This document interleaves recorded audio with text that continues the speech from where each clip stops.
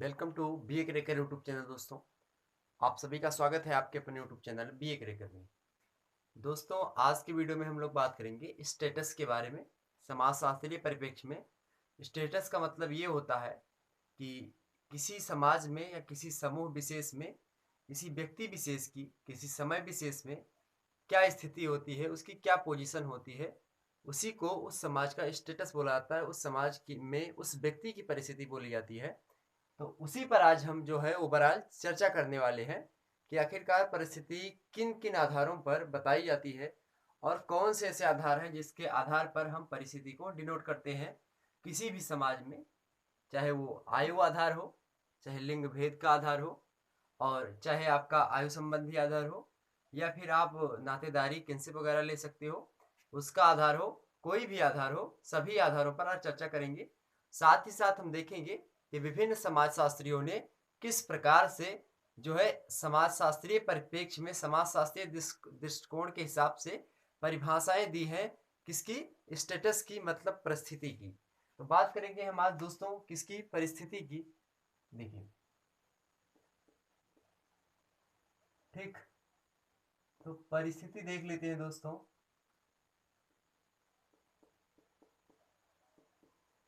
परिस्थिति means status.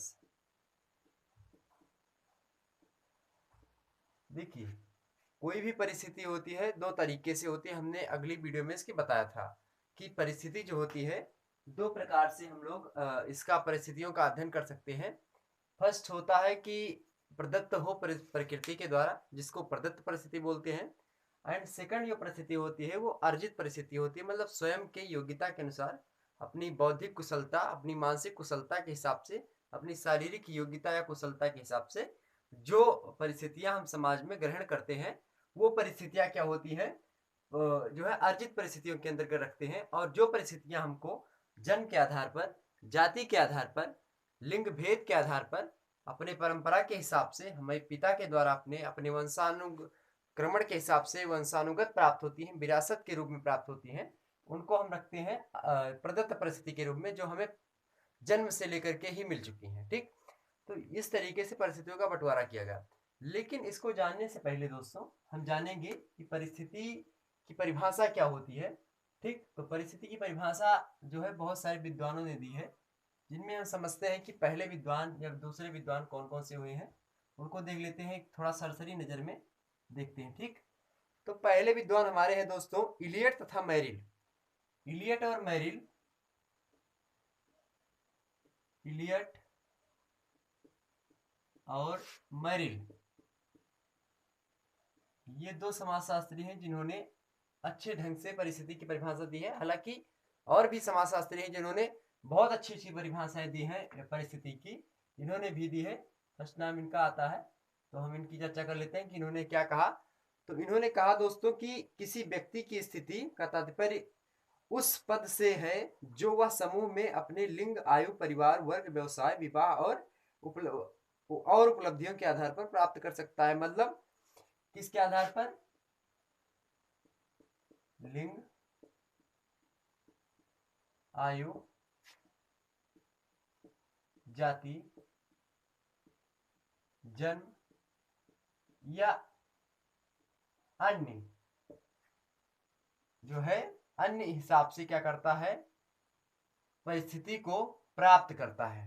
मतलब किसके आधार पर, लिंग के आधार पर कि वो पुरुष है या महिला है, आयु के आधार पर कि उसकी एज कितनी है, जाति के आधार पर किस जाति में उसका जन्म हुआ है, और जन्म ये है कि उसके पिता के पास कितना धन है, और उसका जन्म किस जाति किस वर्ग में हुआ है, ये सब और अन्य बातें भी हैं।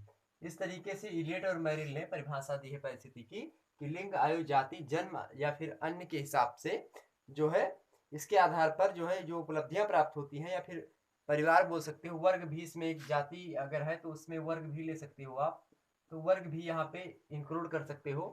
तो इन सभी चीजों के आधार पर जो है आप क्या करते हो, समाज में जो स्टेटस आपको प्राप्त होता है, जो परिस्थिति आपको प्राप्त होती है, वही क्या है, परिस्थिति होती है। किसके आधार पर प्राप्त होती है, लिंग, आयु, जाति, जन्म और वर्ग के हिसाब से। दूसरे पहले फर्स्ट इसको बोल सकते हो आप। सेकंड दोस्तों है, सेकंड नाम आता है आपका आगबन और निमकाफ। कौन है, आगबर्न और निम्काफ।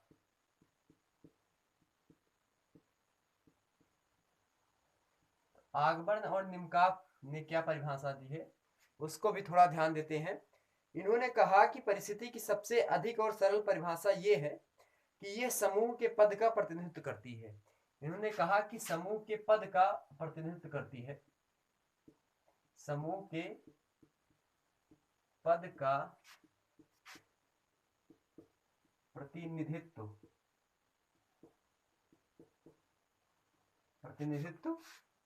क्या है, करती है। अब कौन करती है?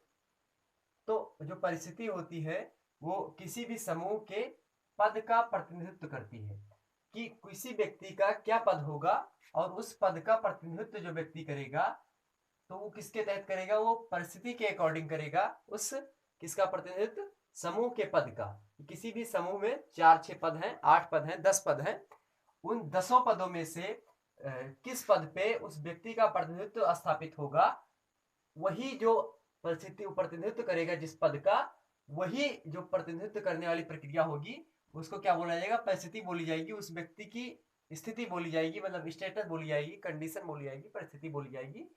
तो किसी भी समूह में समूह के पद का जो प्रतिनिधित्व करती है, मतलब उसको हिसाब से मतलब दिखावा करती है, प्रतिनिधित्व करती है जिसका, ठीक, संचालन करती है इसका मतलब, तो वही परिस्थिति कहलाती है आगबर्न और निम्काफ के अकॉर्डिंग।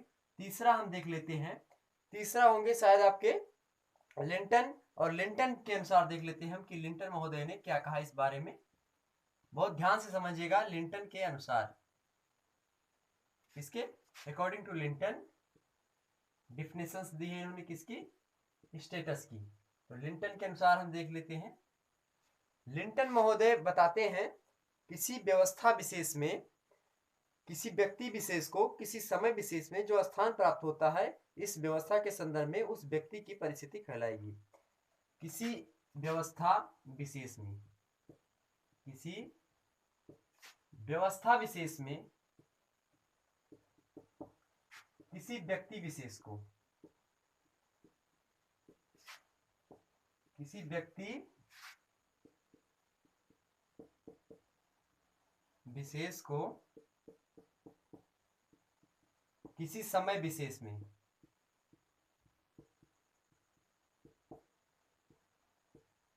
किसी समय विशेष में इस व्यवस्था के अंतर्गत क्या होता है, इस व्यवस्था के अंतर्गत किसी व्यक्ति विशेष किसी व्यवस्था में किसी व्यक्ति विशेष को किसी समय विशेष में, ठीक, क्या होता है, उसको उस व्यवस्था में उसका प्रतिनिधित्व करने का मौका मिलता है, या फिर यूं कहें कि इस व्यवस्था के संदर्भ में उस व्यक्ति की परिस्थिति जो है कहलाएगी जो इसका निर्वहन करेगा। ठीक, तो इन सभी के आधार पर किसी व्यवस्था में किसी व्यक्ति विशेष को किसी समय विशेष में एक स्थान प्राप्त होता है, ऐसा बोल सकते हैं, एक स्थान प्राप्त होता है। तो एक स्थान प्राप्त होता है, तो वो स्थान जो होता है इस व्यवस्था के संदर्भ में, इस व्यवस्था के संदर्भ में, व्यवस्था के संदर्भ मीन्स परिप्रेक्ष्य में, संदर्भ में, इस व्यवस्था के संदर्भ में क्या कहलाएगा, तो वो परिस्थिति कहलाएगी, व्यक्ति की परिस्थिति कहलाएगी। ठीक, तो ये परिभाषा थी ओवरऑल 3 लोगों की, 3 समाजशास्त्रियों की। और एक के अकॉर्डिंग अगर और देख ले तो लेपियर हैं, ज्यादा इंपॉर्टेंट नहीं होते, 2 की इंपॉर्टेंट होती है, लेकिन अगर लेपियर की मैं बताना चाहूँ तो सिंपल शब्दों में आप बोल सकते हो कि सामाजिक परिस्थिति सामान्यतः उस पद के रूप में समझी जाती है जो व्यक्ति समाज में प्राप्त किए होता है। अब लेपियर महोदय की परिभाषा एकदम सिंपल है, इसको आप वैसे भी देख सकते हो। जो 4th नंबर है लेपियर महोदय, लेपियर ने कहा, क्या कहा, इन्होंने कहा कि जो समाज में परिस्थिति होती है, व्यक्ति की सामाजिक परिस्थिति जो होती है वो सामान्यतः उस पद के रूप में समझी जाती है जो व्यक्ति समाज में प्राप्त किए होता है। तो जो व्यक्ति समाज में प्राप्त किए होता है, जो व्यक्ति समाज में प्राप्त किए होता है, सामान्य शब्दों में वही परिस्थिति कहलाता है। किसी व्यक्ति को किसी समाज विशेष में जो स्टेटस प्राप्त होता है, जो परिस्थिति प्राप्त होती है, वही उस समाज विशेष की, उस व्यवस्था की परिस्थिति कहलाती है। कुछ कुछ इनसे मिलता जुलता है, मतलब जो व्यक्ति को समाज में एक स्थिति प्राप्त होती है, एक पद प्राप्त होता है, उस पद को ही परिस्थिति बोला जाता है, ऐसा मानना है इनका। ठीक, तो ओवरऑल ये समझ चुके होंगे आप लोग। तो ध्यान रखिएगा, यहाँ पे आपको इन सभी परिभाषाओं को डिनोट नहीं करवाना है।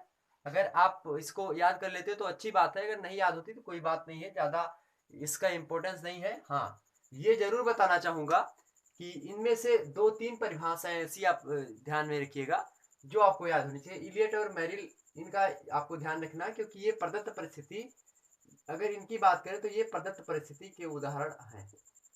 ये लिंग, आयु, जाति, जन्म और वर्ग, ये सब क्या है? ये प्रदत्त परिस्थिति के उदाहरण है। जबकि हम देखेंगे कि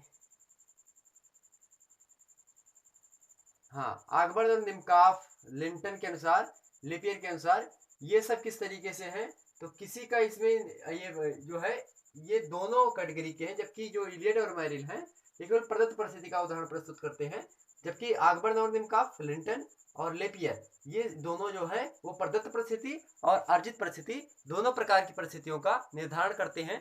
ठीक, तो सामान्य शब्दों में ये बात आपको ध्यान रखनी चाहिए। ठीक, आइए अब देख लेते हैं कि इसका आधार क्या था मुख्य, और देखते हैं परिस्थिति। स्क्रीनशॉट लीजिएगा इसका जल्दी से। चलिए, तो परिस्थिति कुछ नहीं होती है, इस जो सामाजिक स्तरीकरण होता है, अगली वीडियो में हमने चर्चा की थी उस पर। तो जो सामाजिक स्तरीकरण होता है उसी से मिलता जुलता ये चैप्टर था, तो हमने सोचा इसी के साथ क्यों ना इसको जो है समाप्त कर दिया जाए, इस चैप्टर को भी। तो ये चैप्टर भी काफ़ी इंपॉर्टेंट था आपकी परीक्षा की दृष्टि से, 1-2 प्रश्न पूछ ले जाते हैं इससे भी। ठीक, तो हमने करवाना था। और इसके बाद का जो चैप्टर आएगा वो भूमिका से रिलेटेड होगा। उसके बाद में एक और बहुत अच्छा टॉपिक है, जिससे हर बार कम से कम नहीं तो 12 से 15 प्रश्न जो है बनते हैं ऑब्जेक्टिव फॉर्म में, एंड 2 से 3 प्रश्न बनते हैं आपके जो है विस्तृत उत्तरीय फॉर्म में प्रश्न। उन प्रश्नों पर चर्चा भी हम करेंगे। तो जिस यूनिवर्सिटी का आपका जो है ये जो चैप्टर है, ये BA फर्स्ट ईयर के अकॉर्डिंग पूछा जाता है, परिस्थिति, भूमिका और सामाजिक जो है स्तरीकरण हो गया, समाज समूह क्या होता है, उसके बाद में जो है संस्था क्या होती है, समिति क्या होती है, इन सब पे वीडियो हमने बना रखी है।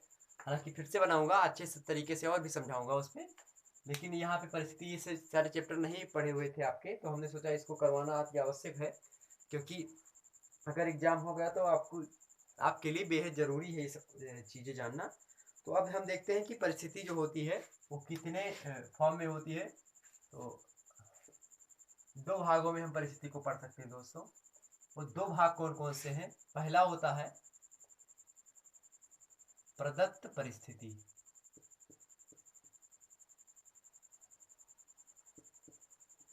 प्रदत्त परिस्थिति, और दूसरा होता है अर्जित परिस्थिति।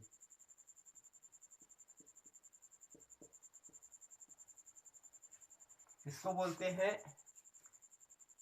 ठीक, इसको इंग्लिश के लिए अगर शब्द बोला जाए तो एस्क्राइब्ड स्टेटस को बोलते हैं, और इसको बोलते हैं अचीव्ड जो है स्टेटस। ठीक, या अचीव्ड किया हुआ स्टेटस इसको बोलते हैं, इसको एस्क्राइब्ड स्टेटस बोलते हैं। ठीक, ध्यान रखिएगा, एस्क्राइब्ड स्टेटस, इसको बोलते हैं अचीव स्टेटस,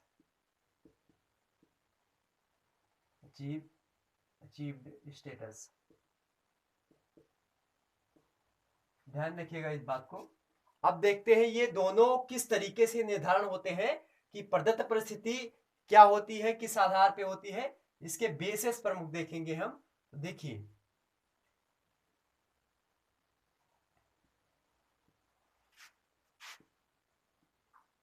इसके कई फॉर्म है।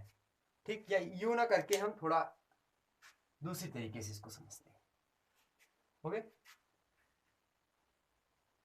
लिंग भेद हो गया आपका, नातेदारी हो गई, जन्म हो गया, जातिगत सदस्यता हो गई, शारीरिक विशेषताएं भी होती हैं इसके अंतर्गत। ठीक, इसको देखते हैं हम। ये देखिए, इसको इस तरीके से कुछ हम समझेंगे। पहला होता है जन्म, एक पहले लिख दे, उसके बाद में अकॉर्डिंग एक एक को आपको समझाएंगे। जन्म आपका नातेदारी, किनशिप, नातेदारी हो गया, ठीक। जाति, ठीक। और जन्म, नातेदारी, जाति और जातिगत सदस्यता,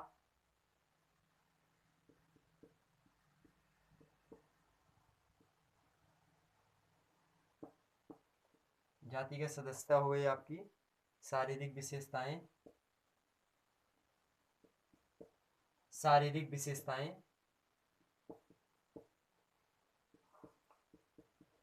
शारीरिक विशेषताएं। और भी हम अगर समझना चाहें तो एक लिख सकते हो आप, फर्स्ट नंबर पे लिख सकते हो लिंग भेद। अब समझते हैं इसको कि क्या होता है ये, और इसको समझ लेते हैं कि क्या होता है। देखिए यहाँ पे जो ये लिंग भेद है दोस्तों, क्या है, जो ये लिंग भेद है इसको हम बोलते हैं सेक्स डिफरेंस। मीन्स इसका मतलब एक होता है, इसके दो पहलू होते हैं, स्त्री और पुरुष। स्त्री और पुरुष के अकॉर्डिंग हम देखेंगे कि क्या होता है ये सारी चीजें, ठीक। उसके बाद में जो है और भी चीजें होती है, जैसे लिंग भेद हो गया स्त्री और पुरुष के अकॉर्डिंग, ठीक। अब स्त्री को कैसा जो है समाज में किस तरीके का पद मिलता है, पुरुष को किस प्रकार का पद मिलता है, आपको ये बात बहुत भली भांति पता होगी कि स्त्रियों का जो दर्जा है वो पुरुषों से हमेशा क्या होता है, नीचे होता है, और इनका दर्जा क्या होता है, ऊंचा होता है। तो समाज में इनकी परिस्थिति क्या होती है, नीचे होती है, पुरुषों की परिस्थिति ऊपर होती है। अगर आप बात करें, हम नीलगिरी की एक पहाड़ी है, तो नीलगिरी की पहाड़ी पे एक जनजाति निवास करती है। उस जनजाति का नाम होता है जो है टोंडा जनजाति, जो तमिलनाडु में लगभग पाई जाती है, तमिलनाडु के क्षेत्र में ज्यादा पाई जाती है। इसलिए जो है तमिलनाडु में कोटा, तोंडा जो है, ये सारी जनजातियां जो है ओवरऑल देखने को मिलती हैं। तो वहाँ की जो तोंडा जनजाति है वो स्त्रियों को क्या समझती है, बहुत जो है अपवित्र मानती है। तो वहाँ जो है गाय भैंस, वहाँ जो टोंडा जनजाति है वहाँ पे जो गाय और भैंस होती है उनको पवित्र माना जाता है, पवित्र पशु के रूप में उनकी पूजा होती है। तो जो स्त्रियों को गाय और भैंस को टच करने का आदेश नहीं होता है, ठीक। स्त्रियों को वहां पे अपवित्र माना जाता है। तो आप यहाँ पे सोच सकते हो कि स्त्रियों का दर्जा क्या है, नीचे है परिस्थिति के हिसाब से, स्टेटस के हिसाब से। और जो पुरुषों की तुलना में स्त्रियों का स्टेटस नीचे है और पुरुषों का स्टेटस क्या है, ऊंचा है, परिस्थिति इनकी ऊंची है।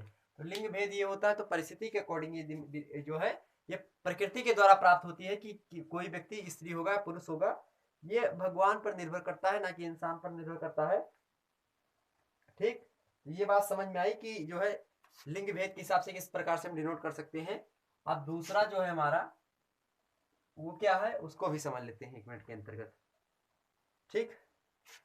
वो है हमारा जन्म, 1 मिनट, वो हमारा जन्म। अब जन्म के अकॉर्डिंग किस तरीके से होता है, मान लिया आपका जन्म जो है किसी ब्राह्मण जाति में, मैं अपनी समाज की बात कर रहा हूँ, किसी ब्राह्मण जाति में हुआ है और किसी का जो है नीचे शूद्र जाति में हुआ है। तो इसकी स्थिति जो होगी, ब्राह्मण की वो ऊंची होगी और जो शूद्र की स्थिति होगी ये निम्न होगी। ये ध्यान रखिए बात। तो इसके अकॉर्डिंग ब्राह्मण के व्यक्ति को, पहले की जमाने की बात कर रहा हूँ, परिस्थिति उसकी ऊंची हुआ करती थी, शूद्र की नीची हुआ करती थी। आज भी जो है गांव देहात में ये सारी बातें देखने को मिलती है, ठीक है। और जो है जो आधुनिक नगर बसे हैं वहां पे जो है ये थोड़ा कम हुआ है जातिवादता। लेकिन फिर भी अगर बताने चाहें तो जन्म के आधार पर प्रदत्त परिस्थिति जो है जातिगत विशेषताओं पर आधारित होती है कि किस जाति में, किस खानदान में, किस कुल में व्यक्ति का जन्म हुआ है। और नातेदारी देख सकते हैं, मान लिया कोई व्यक्ति है, उसकी परिस्थिति समाज में ऊंची है, मान लिया आपके पिताजी हैं, आपके पिताजी, मामा जी, दादाजी, उनकी जो है नातेदारी मतलब रिश्तेदारी बोल सकते हो, किनशिप इसको इंग्लिश में बोला जाता है। तो आपकी रिश्तेदारी का कोई व्यक्ति ऐसा है जो कि क्या है, समाज में एक ऊंचा पद उसको मिला हुआ है, एक ऊंची पदवी पर वो व्यक्ति है। और वो व्यक्ति क्या करता है, आपको भी आप जो है परिस्थिति के अकॉर्डिंग आ चुके हैं कि परिस्थिति आपको मिलनी चाहिए समाज में। तो नातेदारी वाला व्यक्ति क्या सोचेगा कि इसके अंतर्गत हम की भावना होगी, अपनत्व की भावना होगी कि मेरा भतीजा हो जाए, मेरा भांजा हो जाए, मेरा बेटा हो जाए, ठीक इस तरीके की भावना इस व्यक्ति के अंदर होगी, आपके पिता जी के अंदर, आपके मामा जी के अंदर, आपके चाचा के अंदर, ये सारी होती है कि हमारा बच्चा ये हो जाए, हमारा बच्चा हमारे ऑफिस में नौकरी पा जाए। इसलिए कोई भी अगर जो है जगह खाली होगी तो ये सोचेगा कि अगर अप्लाई हो रहा है तो पहले अपने घर वालों को, अपने रिश्तेदारों को, अपने नातेदारों को पहले बताया जाए। तो नातेदारी का संबंध होता है। कोई व्यक्ति अगर उच्च पद पर है, अगर उसके अधीन कोई परिस्थिति मिल रही है तो नातेदारी के अकॉर्डिंग वो व्यक्ति अपने ही किसी व्यक्ति को उस परिस्थिति को देना चाहेगा, जो परिस्थिति समाज में अधिकतर ऊंची हुआ करती है।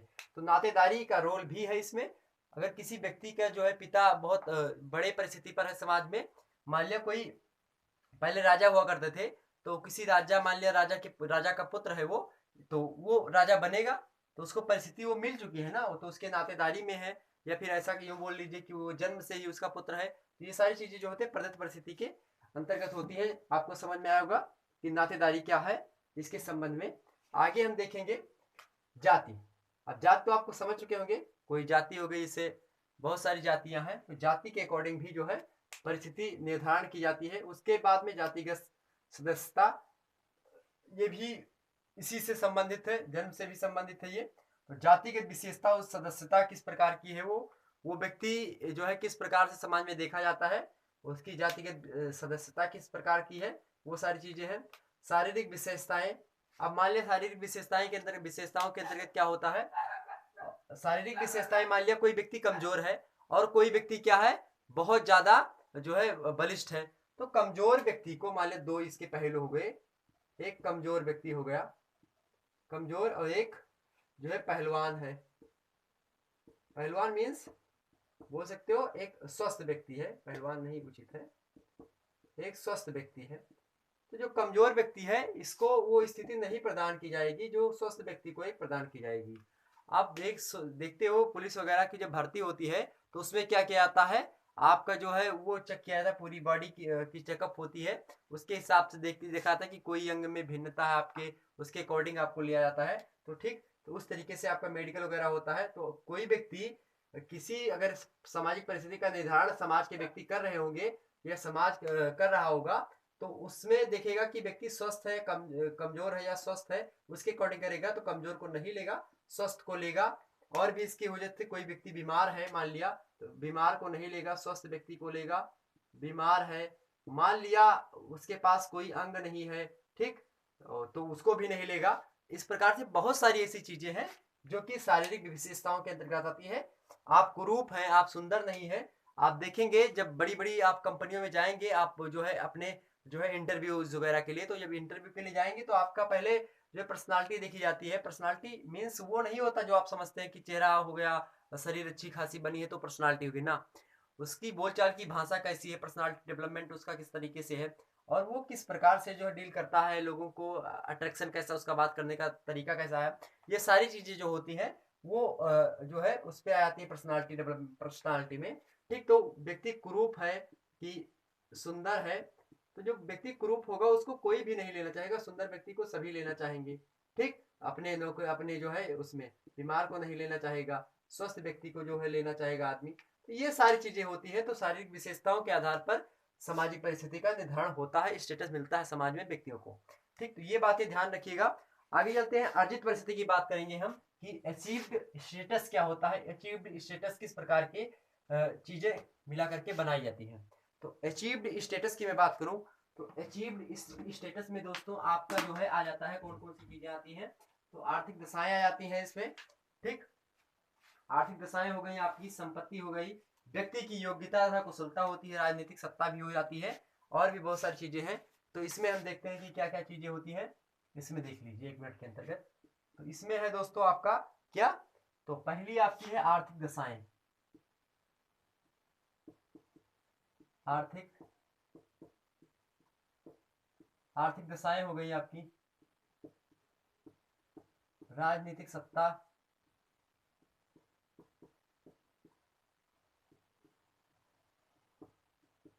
व्यक्ति की योग्यता,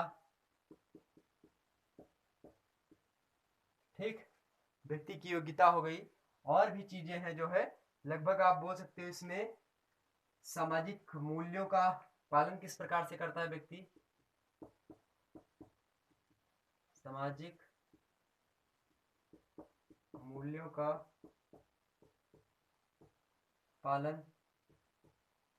सांस्कृतिक विशेषता क्या है व्यक्ति की? सांस्कृतिक विशेषता, तो ये सारी चीजें हैं जो नोट करते हैं कि उसको अर्जित परिस्थितियां किस तरीके से मिलेंगी। ठीक, अब देखिए जो आर्थिक दशाएं होती हैं वो विभिन्न प्रकार की हो सकती हैं, जैसे कि कोई समाज है, उस समाज में क्या है, आर्थिक मतलब होता है, अर्थ मीन्स कैश, पैसा। तो किसी क्षेत्र, मान लिया वो ऐसे क्षेत्र में रह रहा है जहाँ पे क्या है, फैक्ट्री वगैरह बहुत है, जहाँ पे फैक्ट्रियां क्या है, अधिक हैं, और उन फैक्ट्रियों में वो व्यक्ति काम करके अपने पास जो है पैसा इकट्ठा कर लिया। अब उस व्यक्ति का स्टेटस क्या होगा, आर्थिक मामलों में वो मजबूत हो गया तो क्या होगा, पैसों के हिसाब से देखा जाएगा कि इस व्यक्ति के पास पैसा है, और जब भी समाज को पैसे की आवश्यकता होगी, जब भी हमारे समाज समूह को या समाज को या गांव को ठीक पैसों की आवश्यकता होगी, तो इस व्यक्ति के द्वारा उस पैसों की जो है, पैसों के लिए विकल्प है, ये व्यक्ति पैसा मिल जाएगा। इसलिए इसको भी समाज में एक उच्च स्थान देने का प्रावधान जो है कर दिया गया है, क्योंकि इसके पास अर्जित है, इसने अपने बलबूते पर जो है वो सारी चीजें की है, बहुत सारी फैक्ट्रियां हैं, नगरीकरण के माध्यम से आप देख सकते हो। तो उस आर्थिक दशाएं ऐसी, आर्थिक मीन्स होता है अर्थ, पैसों वाली, और दशाएं, दशाएं मतलब क्या होता है, स्थिति, ऐसी स्थिति जहां पे व्यक्ति को अर्थ मिले, पैसा मिल सके, जैसे फैक्ट्रियल एरिया होगी, इंडस्ट्रियल एरिया होगी आपकी, तो वहां पे आपको पैसों की सुविधा मिल सकती है, आप काम करके पैसा अचीव कर सकते हो। तो उस क्षेत्र में क्या होगा, आप पैसों के मामले में जो है धनवान हो चुके हो, तो आपको परिस्थिति जो होगी अच्छी खासी मिल सकती है। अब राजनीतिक सत्ता, अब मान लिया कोई नेता का पुत्र है, मान लिया आपके इधर उधर बहुत सारे विधायक होंगे, और जो है आपके जो है बोल सकते हो सांसद होंगे, या फिर ग्राम प्रधान होंगे, बहुत सारे व्यक्ति ऐसे होंगे जो कि पैसों के मामले में अच्छे होंगे, और वो राजनीतिक सत्ता उनकी होगी, मतलब वो जब तक प्रधान होते हैं तब तक पुलिस वगैरह उनकी सब कहना मानते हैं। अगर कोई व्यक्ति सांसद है तो पुलिस पुलिस सब मतलब सारे उनके अंडर में हो जाते हैं। ठीक, तो क्या होता है, राजनीतिक सत्ता मीन्स अगर कोई व्यक्ति पावर में है, संसद मतलब उसके पास शक्ति है, ठीक, कोई शक्ति है, राजनीतिक शक्ति है, तो क्या होता है, उस व्यक्ति को परिस्थिति उसकी ऊंची होती है। जैसे अगर मान लिया भारत की संसद की बात करूं, तो भारत की संसद में जो व्यक्ति होता है उसको जो मंत्रिमंडल का हिस्सा बनाया जाता है, वो जो सत्ता पक्ष होता है वहां से मंत्रिमंडल चुन के आते हैं कि कृषि मंत्री कौन बनेगा, और जो है रेल मंत्री कौन बनेगा, उप मंत्री कौन बनेगा, जो है रक्षा मंत्री कौन बनेगा। तो वो राजनीतिक पार्टी के जो है जो सत्ता में पार्टी चल रही होती है उस पक्ष से बनाया जाता है। बीजेपी गवर्नमेंट है तो बीजेपी गवर्नमेंट का जो सत्ता पक्ष केंद्र के, जैसे राजनाथ सिंह हो गए, वो बीजेपी के ही सांसद हैं, उनको बनाया गया, ना कि कांग्रेस की राहुल गांधी को कोई मंत्री बनाया जाएगा। क्यों नहीं बनाया जाएगा, क्योंकि उनकी सत्ता नहीं है। तो राजनीतिक सत्ता किस प्रकार से चल रही है वो देखा जाएगा, उस हिसाब से समाज में परिस्थिति का निर्धारण किया जाएगा। अब देखते हैं व्यक्ति की योग्यता एवं कुशलता, यहाँ पे कुशलता भी कर सकते हो आप, कुशलता, तो व्यक्ति की योग्यता और कुशलता क्या है, उस योग्यता और कुशलता के बारे में भी हम चर्चा करते हैं। तो योग्यता व्यक्ति की किस प्रकार से होती है, आप ध्यान में रखिएगा। जैसे मान लिया कोई व्यक्ति है, वो स्वस्थ है, यहाँ पे आप शारीरिक विशेषताओं के अंतर्गत देख सकते हो, लेकिन ये विशेषता को दूसरी है। अब जो है मान लिया कोई व्यक्ति है, वो व्यक्ति की योग्यता बहुत अच्छी है, व्यक्ति जातिगत उसका जाति सही नहीं है। कोई व्यक्ति क्या है, अब इस समय देख लीजिए आप, जैसे बहुत सारे जो है शूद्र वर्ग के भी लोग अच्छी अच्छी पोस्टों पर हैं, अच्छी अच्छी नौकरियां कर रही हैं, और उनसे नीचे भी कास्ट के जो है ट्राइब्स एरिया के हैं, वो भी कहीं ना कहीं पे जो है नौकरी उनको भी मिलती है, आरक्षण की सुविधा है, सभी लोग अच्छे तरीके से पा जाते हैं। तो अगर अब ऐसी सिस्टम नहीं रहा कि जातिवादता, आप ब्राह्मण है या फिर तो आप ही जो है ये करेंगे, सब प्रकार के जाति लोग जो है ब्राह्मण का कार्य करने लगे, ब्राह्मण क्षत्रियों का कार्य करने लगे, क्षत्रिय वैश्य का, वैश्य शूद्र का, इस तरीके से जो वर्ण व्यवस्था है इस समय मैं बात कर रहा हूँ, तो इस समय अधिकतर शहरों में बात करूं तो शहर में सारी के सारी व्यवस्थाएं भंग हो चुकी हैं, लगभग थोड़ी बहुत चल रही हैं, और गांव में तो अभी चल रही हैं। ठीक, तो यहाँ पे क्या होता है, जो व्यक्ति की योग्यता होती है उसके हिसाब से उसको परिस्थिति मिलेगी, ना कि लिंग भेद के आधार पर, जाति के नातेदारी प्रगति, जाति सदस्यता के आधार पर, शारीरिक विशेषताओं के आधार पर, इस तरीके की कोई योग्यता मतलब विशेषताएं नहीं दिखी जाएगी। अगर व्यक्ति के पास योग्यता है, व्यक्ति के पास कुशलता है, तो व्यक्ति को समाज में उसके अकॉर्डिंग परिस्थिति मिलेगी, वो परिस्थिति बनेगी। जैसे मान लिया कोई व्यक्ति है, जैसे रामनाथ कोविंद है, तो रामनाथ कोविंद को एक अच्छी जो है पोस्ट प्राप्त है, वो भारत के राष्ट्रपति हैं। अब ये नहीं कि रामनाथ कोविंद ब्राह्मण है या क्षत्रिय है, उससे नहीं मतलब है, वो किस वर्ग से डिनोट करते हैं वो भी डोंट मैटर, उसका कोई मैटर नहीं करता कि व्यक्ति किस जाति से बिलोंग करता है, किस खानदान में उसका जन्म हुआ है, किस कुल का सदस्य है। बस केवल वो देखा जाएगा कि व्यक्ति की योग्यता क्या है, व्यक्ति की कुशलता क्या है। ठीक, ये बात समझ में आई होगी। 3 पॉइंट आपके इसके लगभग क्लियर हुए। चौथा पॉइंट है सामाजिक मूल्यों का पालन।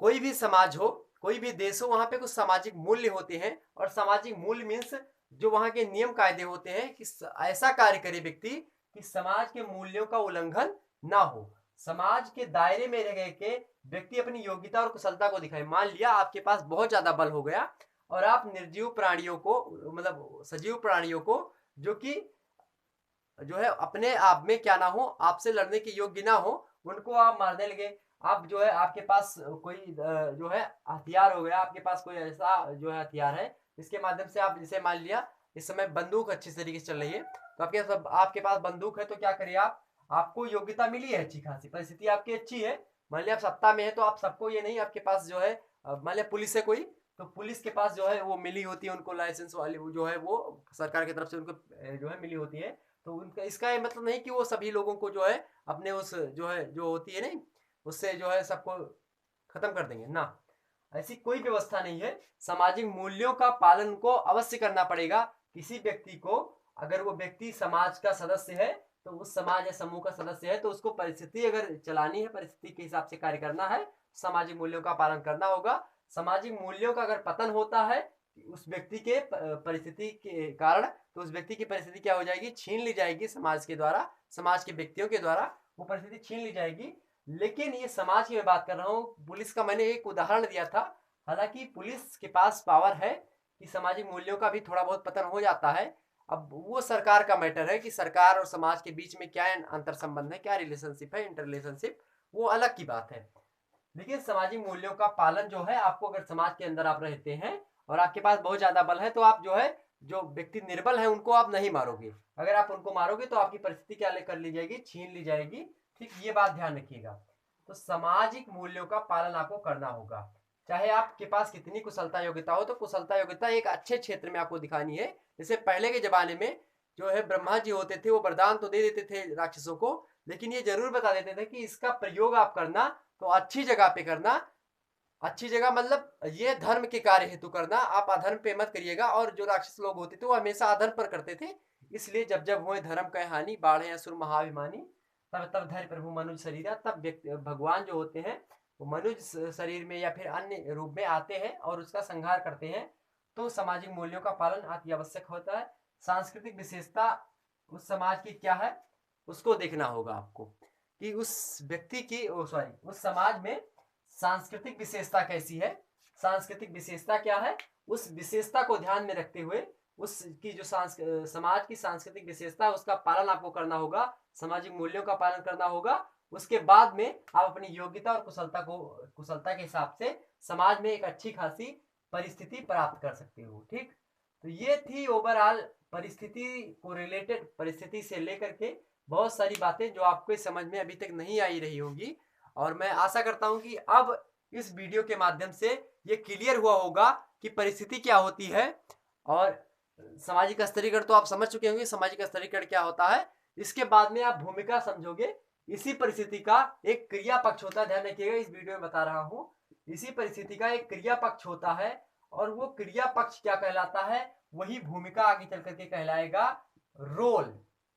भूमिका मीन्स इसको इंग्लिश में बोलते हैं रोल। तो किसी व्यक्ति का क्या रोल है वो भी समाज में वो क्या डिनोट करता है, तो किसी व्यक्ति का क्या रोल है उसकी परिस्थिति पे डिपेंड करता है। ये दोनों एक दूसरे के कॉम्प्लीमेंट्री शब्द है, रोल एंड स्टेटस। ये दोनों एक दूसरे के क्या है, कॉम्प्लीमेंट्री है, मतलब पूरक है, संपूरक है एक दूसरे के। तो परिस्थिति के हिसाब से उसकी भूमिका क्या होगी ये निर्माण होगा। और क्रिया पक्ष जो होगा, जो मूविंग पॉइंट में होगा, जो उस समय मूव कर रहा होगा, जो क्रिया हो रही होगी, जो कार्य हो रहा होगा, वो उसकी भूमिका होगी दोस्तों, वो उसका रोल होगा। अब से सोचते हो कि कौन सा रोल किए हैं, ऐसे कोई मूवी आती है कौन सा रोल है, किसका रोल है, तो वो रोल जो होता है वो भूमिका होती है। देखेंगे यही रोल, यही भूमिका समाज शास्त्रियों की भाषा में किस तरीके से उन्होंने इसको परिभाषित किया है। ठीक, तो दोस्तों आशा करता हूं ये वीडियो आपको अच्छी लगी होगी। कोई अगर इसमें जो है त्रुटि रह गई हो तो उसके लिए क्षमा चाहूँगा, क्षमा करिएगा। और इस वीडियो को ज़्यादा से ज़्यादा शेयर कर दीजिए और अपने सभी ग्रुप्स वगैरह में जो है शेयर कर दीजिए और स्टेटस वगैरह भी लगा दीजिए, ताकि ये जान सके लोग कि परिस्थिति क्या होती है, स्टेटस क्या होता है, समाज में स्टेटस का क्या महत्व है। ये सारी चीज़ें जो है आपको पढ़ने को मिली इस वीडियो के अंतर्गत। तो फिर मिलेंगे एक नई वीडियो के साथ, तब तक के लिए जय हिंद, जय भारत।